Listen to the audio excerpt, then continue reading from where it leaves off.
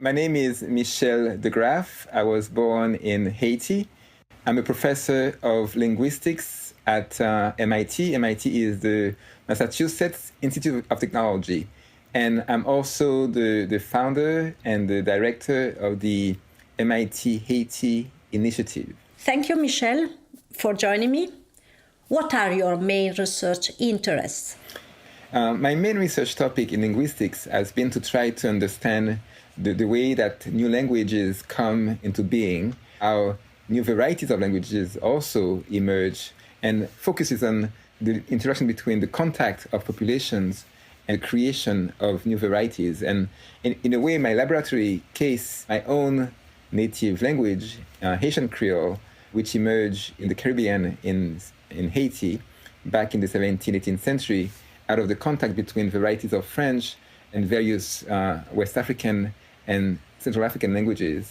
Out of this contact, this new variety emerged that we now call Haitian Creole, or Creole in Haiti. And I also work on the relationship between linguistics and education, especially in the context of my native country of Haiti, which I think what we're doing there can also present a model for other countries that speak a local language that, because of historical reasons, have been stigmatized, excluded from the schools, from the courts, from the government, from other domains where knowledge and power are created and transmitted. I'm hoping that the work that we're doing in linguistics can have a positive impact on education and development in countries like Haiti, but also other countries in the global south. What makes your first language, what makes Creole so unique, in your opinion? What makes Haitian Creole and other Creole languages special is the fact that both their own history, their own development, but also the way they've been studied by scholars reflect colonial history. And at the same time, those languages, because of their very origins in situations of really drastic power inequality, I mean slavery, colonization, now those languages offer a path out of domination, of neocolonization, into liberation. To me, that's what makes those languages very special, is that they come out of a history of struggle, of colonial struggle, and in a way they are still the theater of struggles. But if we understand much better how they emerge, how they were created, but also if we understand much better the capacity for education, for literature, for liberation really, then they can be used for development in a way that hasn't happened yet in the case of many Caribbean communities, but also other communities in Africa, in Asia, in Latin America, where you have either Creole languages or what we think of as indigenous or local languages being spoken. The point is also that French is the official language of Haiti, but Creole in Haiti is not the language of a minority, but it is the language of a majority, right? Absolutely. So what you've just said, Nerina, is absolutely right. So in Haiti, Creole is the language, I wouldn't even say of the majority, I would say it's the language of the totality. In Haiti, everyone speaks Creole. Everyone speaks Creole. In fact, you could hardly function there except if you were to stay in the hotel or if you were to stay in the capital or in the fancy neighborhoods. Once you go out in the outside country, once you go out on the street, once you go out in the very busy, vibrant neighborhoods where people live their everyday lives, you have to use Creole. And so everyone speaks Creole, even those who are forbidden to speak it. I went to a school run by French Catholic brothers. I was forbidden to speak Creole, but yet I learned it, I speak it. And in fact, it's my soul language, it's my first language, although my own parents were very concerned that I should speak French first. But in fact, Creole is my soul, is my native language, is my first language. And it's the first language for most Haitians. How does this situation that you are not allowed to speak in your native language and that somehow your native language may be seen as not important or that it's not even a real language, how does this affect you? I often ask this very question: how does this stigmatization and this oppression of your native language, how does it act on the child? And I've done research on that. So I have many videos of children in classrooms and how the languages are being suppressed, often when they're being taught to speak French, and if they have a Creole accent, if they pronounce the vowels in a Creole way, the teachers look down on them, the teachers make fun of them, and those children, they come to believe that what they speak at home, what their parents speak, what their family speaks, is a broken language, is broken French. So what it does to them, I think, is that it makes them believe that they are broken people. It makes them believe that they are inferior, that for them to be fully human, they have to speak French. So to me, the effect of that entire system of what I would say miseducation is undermining the entire foundations of our nation. In the school, the children are being taught from day one to mimic. In fact, they learn how to read not as they learn how to think. As they learn how to read, they learn to parrot, they learn to mimic, because they can read sentences by sounding out words without understanding what the words mean. So what it does to them, it teaches them that you go to school not to learn, you go to school to become a parrot, to pronounce, to mimic French words without understanding them. So it becomes for them normal that learning means parroting French texts without understanding them. Now you can imagine in the long term what it does for the nation, because you have cohorts and cohorts of children who come out of school without really knowing how to read a text, without any capacity for critical thinking. Even teachers, they teach by repeating without questioning what they repeat. What does it mean? How is the relationship between language and power? Well, I think the situation of a country where everyone speaks Creole and a small group only speaks French, and yet French is a language that's used mostly for power, I think it's a good example of what psychologists and philosophers and sociologists have studied: the power of ideology, the power of prejudices to even affect those who are being oppressed. Because what you find is that it's been so long, since the 17th century, 18th century, that French has been presented as the real language, the superior language. Actually, and linguists, Creolists have also played a role in that, in ranking Creole languages as if they were the simplest languages, as if they were languages that were below in terms of capacity of expression, below languages like French, for example. So what you find is that even those who speak only Creole, most of them are convinced that in order for them to achieve citizenhood, to be real, fully humans, they have to speak French. So Stephen Biko wrote something which was very important. He said that the most powerful tool of the oppressor is the mind of the oppressed, right?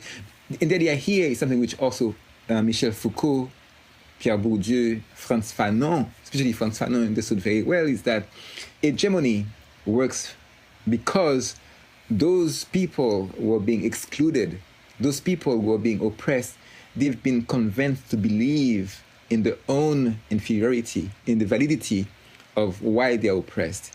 And that's why the situation in Haiti still holds, because you have parents who are so poor, they give all this money to schools that they don't care whether the schools teach the kids math or science or literature.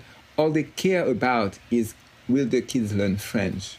As if French is the key to knowledge and French is the key to our humanity. No, it's not. No language can have that kind of function, right?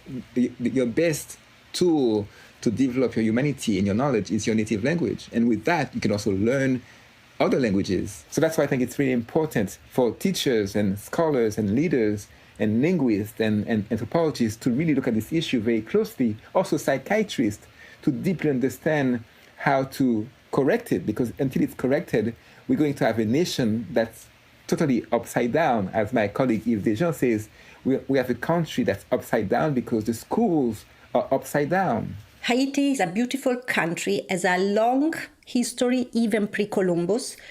And after the years of the colonizations, it was a proud moment when Haiti became independent before other countries did at the beginning of the 19th century. But what do you think or feel went wrong? Why does Haiti still struggle? I think that that Haiti, as you said, is a beautiful country. It has an amazing history. It was one of the first lands to welcome Columbus when he got lost. Of course, he didn't discover Haiti. He just got lost there. That's why he called it the Indies, the West Indies. So the Amerindians welcomed him to their own detriment because very quickly they were decimated. So it was the first genocide in the Americas.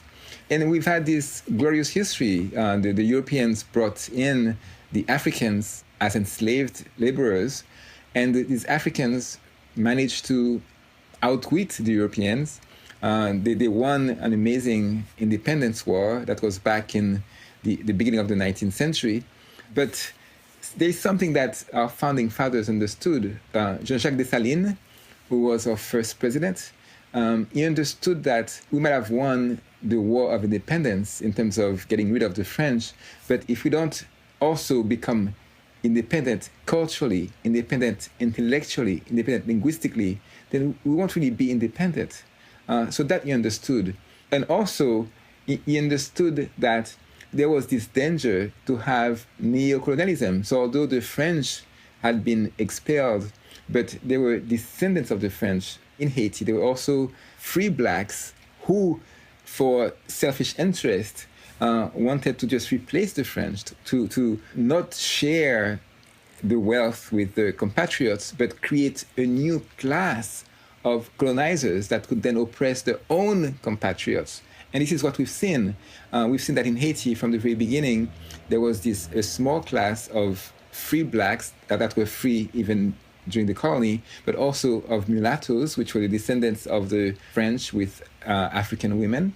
And basically they replaced the colonizers, the French colonizers. One thing that they did that was actually quite clever is to enlist the school system as a way to preserve power, because very early on, although there were attempts at the very beginning to say, well, we need to use Creole for the school system because given that we have a population that speaks mostly Creole, that's what should be used. But those proposals from the very beginning were excluded. And what happened is that the school system very early on was based on French, which means that only those who could speak French, and that was already a very small minority, would have access to success. So it's basically a privilege given to the elite that became cemented, that became so entrenched in the society. And that's what we've been dealing with since then. So that's the tragedy of Haiti. That's the problem. Now, with all that we know about language, education, I think that we can do another revolution, which is to convince the leaders, convince the population that our native language, our national language is essential for our freedom. And you wanted to use your knowledge to change the situation, right? Absolutely. I really believe in something that Karl Marx said, is that what's important is not only to understand the world, but it's to be able to change it. You see, because in linguistics and also in the humanities, anthropology, history, psychology, we have all this knowledge about the way the mind works, about the way society works. But what good does it do if we have all this knowledge, but we cannot make the kind of changes that will make the world better, that will make the lives of Creole speakers better? What good does it do if we accumulate all this knowledge about Creole languages, while at the same time Creole speakers cannot benefit from this knowledge? And sometimes it's even worse. Creole speakers sometimes suffer because of the kind of statements, because of the kind of theories that linguists have been producing for centuries about Creole languages, classifying them as if they were the world's simplest languages, which is the very reason why certain scholars, certain educators prefer to use French instead of Creole, because, well, why use a language that's simple, that's simplest, when we can use a more sophisticated language, meaning French? You see, so this is one area where the knowledge being produced by linguists are actually undermining the livelihood, the future of the very speakers of these languages that we study. At least we have to understand the impact of this kind of knowledge and question the basis for them. Because, in fact, if we have any doubt whether our knowledge is solid, then we should really think of what are we doing in the real world with this knowledge, and how can we make it better? You are the founder and director of the MIT Haiti initiative. When did it start and how? I like to think of it as having its roots from my childhood. You see, because as a child, I was never allowed in the school system to use my native language as a means of knowledge. You see, I was prevented from using it. First, I was a computer scientist. My first job as a professional, as a computer scientist, was to write programs for linguists who were trying to have computers understand language, to have computers be able to read, say, the New York Times and pronounce text for people who cannot read, for example. And as I was doing this work, I couldn't help but think about my own language, Creole. And I realized that, in fact, if I were to write the same program, the same software for Creole languages, it would also work sometimes even better because of the way that in Haitian Creole, we have a very transparent, a very logical spelling system, which is much better than what you have both for English and for French. It's a very logical, transparent spelling where every sound is always pronounced with this, is always written with the same letter. You see, that's very rigorous and very logical. So which would make it much easier for a program to be able to read Haitian Creole as compared to reading French or reading English. So from that moment on, I was always thinking about the use or the misuse of Haitian Creole, of the national language, in the school system in Haiti. So now, to make a long story short, in my work as a linguist, I always kept in touch with colleagues in Haiti. And the one that really influenced me a lot, his name is Yves Deja, Professor Yves Deja, who used to run this office. It was a state office to promote the Creole language in the 90s. So Yves Deja invited me in the mid-90s to do a seminar at the Creole Language Bureau in Haiti. And there I met other linguists who, like me and like Yves Deja, understood the importance of promoting Creole as the main language of education. So we did some work together, training young linguists to understand the structure of Haitian Creole and also to realize that it has a full, complex structure that makes it capable of expressing science, mathematics, philosophy, that there is no reason to exclude it from the school system. So when the earthquake happened in 2010, I was on the phone with Yves Deja. For me, it's very poetic. And all of a sudden, we got cut off. 10 minutes after, I realized that there was this earthquake in Haiti. So of course, I was very worried. Thanks God, he was safe. Nothing happened to him. His house was safe. But then in the aftermath of the earthquake, me and my colleagues at MIT were thinking, what's the best way that we can help? And I realized that, the best way to help is not to send money or to send bottles of water. The best way to help is to try to change the school system from the inside. Actually, Yves Deja, soon after the earthquake, he wrote a manifesto where he says that, the best way to rebuild Haiti is not with cement, it's not with infrastructure mostly, is to build Haiti from within, from the soul, to change the attitude of the leaders of the society towards their own native culture, their own native language. And if we can do that, then we can really rebuild a Haiti that will be better for all. So at that moment after the earthquake and talking to Yves Deja, I realized that what I could do at MIT is to try to create a team of colleagues, because at MIT we have very good scientists, very good educators, mathematicians, engineers, and to see how we could bring some of our know-how and share it with Haiti, and at the same time also expand our own humanity, our own expertise at MIT. So it would be a two-way relationship where MIT would be sharing with Haiti, but at the same time, Haiti, with its own very rich history, its own very rich expertise, very rich human capital, how they could share that with us. And basically both MIT and Haiti would expand, would become better in the process. It would be an opportunity for both MIT and Haiti to try to create a new kind of university that might be used as a model, not just for Haiti, but for the entire world. What are the main pillars of this program? Our goal in the MIT initiative is to try to share with Haiti the best know-how at MIT when it comes to teaching and learning. Because MIT, as you know, is one of the best universities in the world. I think we've become very good at developing methods and tools and resources for students to learn in a very creative fashion. And this notion of creativity is at the core of the initiative. Because when I was growing up in Haiti, I remember very well that in order to succeed, in order for me to be the shining student, it was a matter of just memorizing lessons and then being able to recite them by heart. If there is one feature that characterizes the Haitian school system, it's rote learning. It starts from kindergarten and first grade, where children are being taught to read in text that they don't understand. All that matters to read is to be able to sound out words, to repeat words without understanding them in any deep way.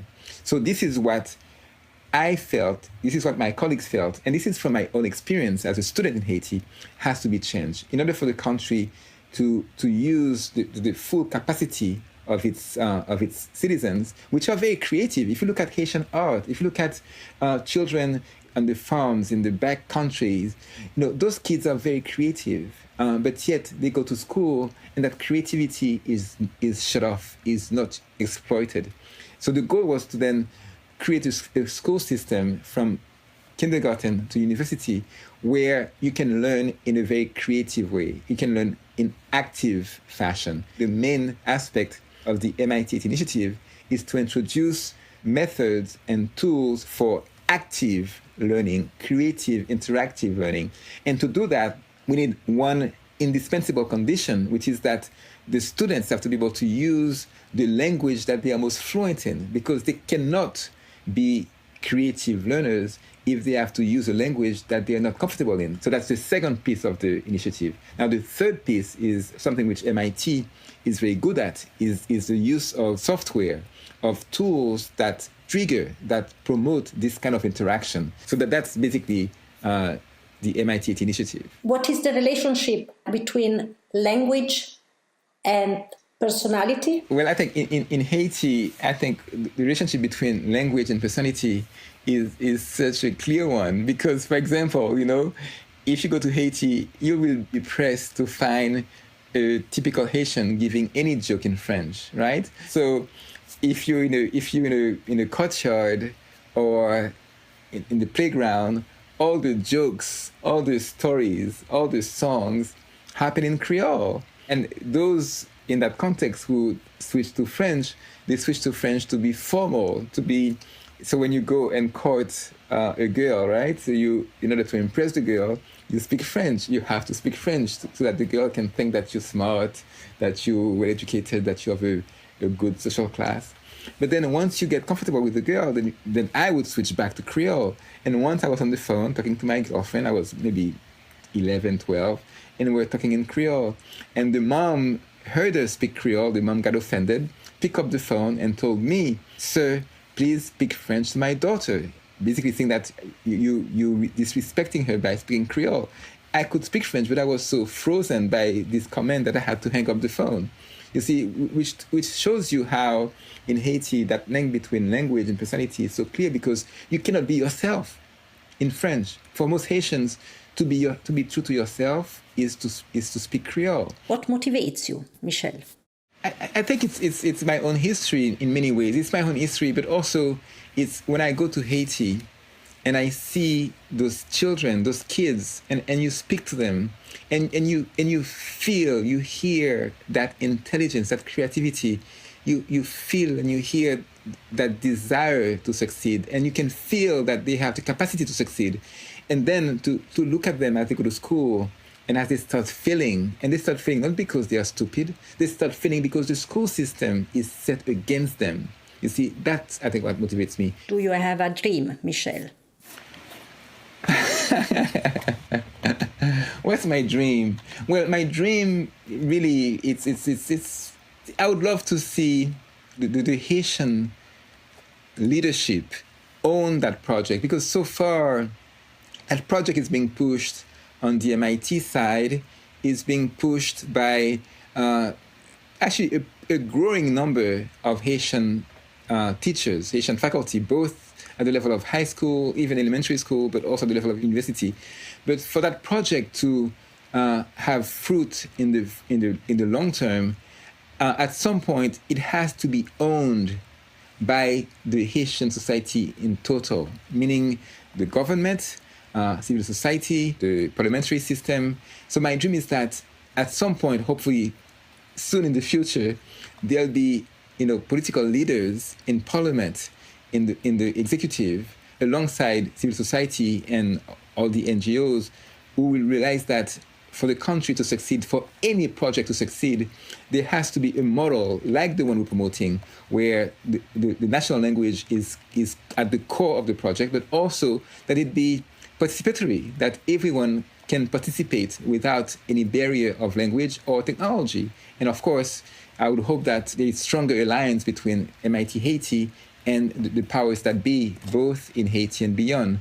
And eventually, the bigger dream is to have this initiative become a model for other communities in Jamaica, in Curacao, in Seychelles, in Mauritius, in Latin America, in Africa, all over. And I think, because, Nerina, you know that 40% of students are still being taught in a foreign language? 40%. That's a huge number.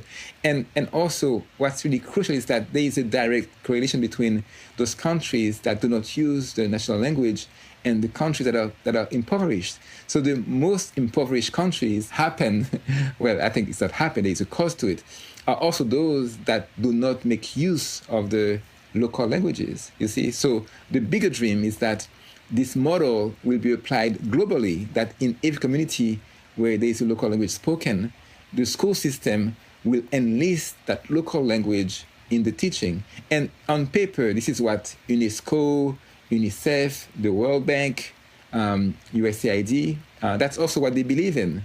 Now, obviously, there is some blockage against it, but hopefully, in my big dream, those blockages will disappear. Is there a question that nobody ever asked you, but you wish somebody would? Okay, one question that maybe I would like someone to ask me that nobody has ever asked me is, what would I love to do if I were not doing linguistics? If I were not a linguist at MIT, what other profession would have I liked to have? And what would you have become? In fact, I've asked myself that question many times. And when I ask myself that question, when I go to dance class, so I have this dear friend who's an Afro-Haitian dance teacher. His name is Jean Apollon, and I'm part of his team, of his board as an advisor. And I also often like to go to dance performances. And whenever I see beautiful dance performances, I wish that, I grew up in a country where boys could have taken dance lessons and become dancers. When I dance, it makes me feel really good.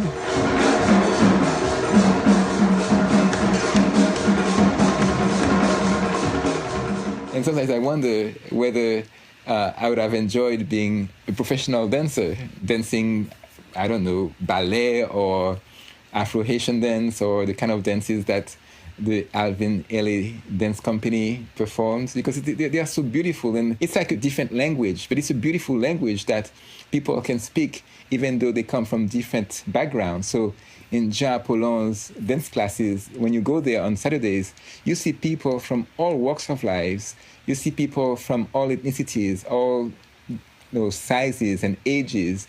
And together, they dance beautifully. And at the end of the class, everybody feels so good and so happy. And you feel this community being built from dancing, even though people don't speak to each other that much. But because they dance together, they have the drums going through the souls together. It creates that kind of coziness and love and bond that I rarely experience elsewhere. So that's what I think I would have liked to become, maybe, is a dancer. My last question. What is life about? Well, it's like what I tell my little boy is like, life is trying to make a change that could make the world better. It could be very small. It could be something that you do in yourself or in your family or in your neighborhood. But if in your life you can make that small change that you will make someone's lives better, then it makes life worth living. And also it's about love. Life is about love. Without love, life wouldn't be worth living. So those are the two things that life is about. To make some change that will make someone's life better, and to, fall in love and enjoy love and love other people, and be loved by other people. That makes life worth it. Thank you so much for this conversation. Thank you, Darina. That was a nice interview. And thank you for watching. Thank you for listening. Thank you for sharing. If you have any suggestion, please feel free to reach out to me. See you soon and keep wondering. Bye.